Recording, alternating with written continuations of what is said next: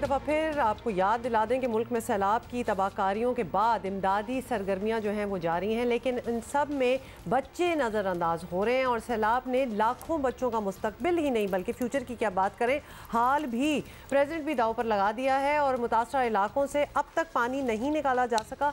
बहुत सी जगहों से निकल भी रहा है लेकिन बहुत सी जगहों से अभी नहीं भी निकला, जिसकी वजह से तमाम स्कूल जो हैं वो बंद हैं और बच्चों की तालीम का नाकाबिले तलाफी नुकसान जो है वो हो रहा है। अच्छा, यूनिसेफ जो है वो इन इलाकों में ना सिर्फ बच्चों की देखभाल के लिए कोशिश है बल्कि पर्टिकुलरली इनकी तालीम के सिलसिले को किसी तरह इन कैंप्स में भी जारी रखा जा सके, उसके लिए कोशिश कर रही है और इसी के लिए हमने ज़हमत दी है यूनिसेफ के पाकिस्तान में रिप्रेजेंटेटिव मिस्टर अब्दुल्ला फाजिल को, और उनसे हम जानते हैं कि उन्होंने क्या देखा और क्या करने का इरादा रखते हैं।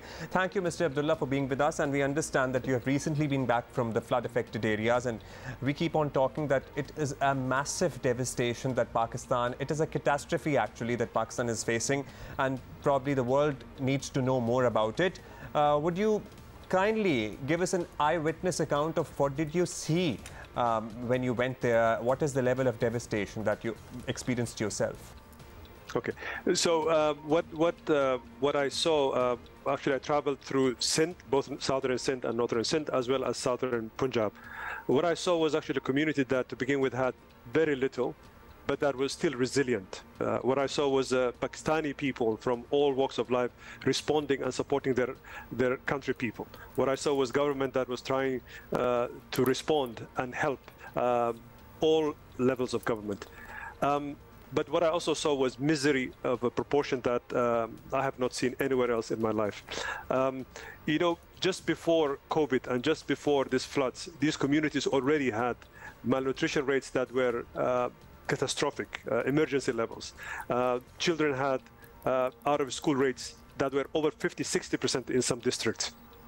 So communities that were under stress, these floods really devastated. We saw malnutrition, pregnant mothers who were malnourished, anemic. We saw infants who were also malnourished. We saw skin diseases of levels that we have not seen, and actually very strange skin diseases.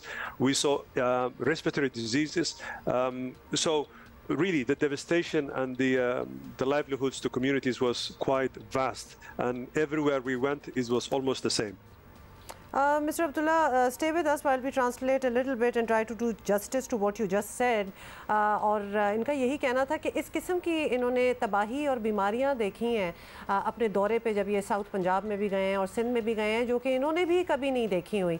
तो पहले ही Covid से पहले के भी हालात बता रहे थे कि ये वैसे भी ज़रा अंडर डेवलप्ड एरियाज़ हैं, दादू वगैरह का भी जिक्र कर रहे हैं जगहों का, तो उनके पास ऑलरेडी कुछ ज़्यादा नहीं था और अब तो जैसे कि इनको ज़ीरो से शुरू करना पड़ेगा।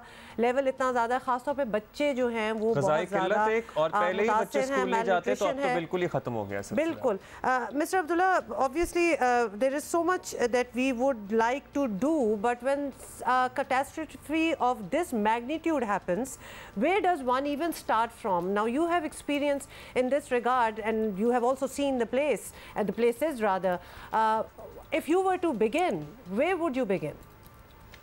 Actually, it's dizzying, to be honest, to think about the scale of this. And again, I'm quite impressed with the people of Pakistan, the government of Pakistan, and the communities that were actually hard hit, how resilient they are and how people have tried to come up. But the devastation is so vast.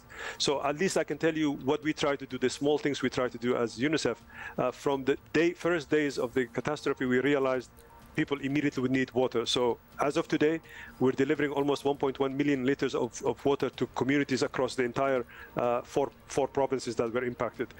We've delivered, so far 3 flights have come with medicine, medical supplies, bed nets, water chlorination tablets, safe delivery kits for pregnant mothers. Even, we don't want to forget protecting children in this environment, because as you know, children are always more vulnerable. So even creating temporary learning centers for children who have never been to school, at least some children who were actually traumatized. Again, the government has sent psychologists, some teachers in these learning centers. So all of those things we're trying to do. But lately, the level of diseases we're witnessing in the camps is quite really scary. So as we speak, we're working with the Ministries of Health to try to urgently bring malaria medicine, because the country is running out of malaria medicine. So a 4th flight we're planning to bring in the next few days, so that we also bring malaria medicine, because that in some camps 80% of the cases that are witnessed are on malaria. All right, Mr. Abdullah, we would certainly like to we encourage people as well, and our viewers and people who are watching us abroad, that we need to continue our support and help to these people, because it would take months and weeks for these people to settle back in their lives.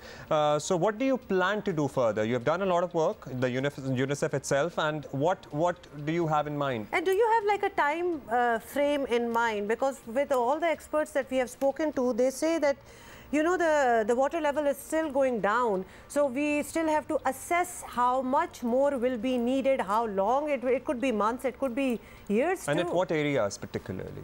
Yeah.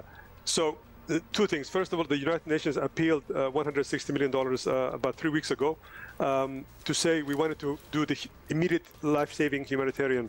Actually, we are revising those numbers, because when we did this, we didn't know the full extent of the gravity. So actually, in the next 3 days, 4 days, we're going to revise that and possibly even triple. And the children in need and families in need, we will also increase, so that we're going to ask the world more resources. So that's number one.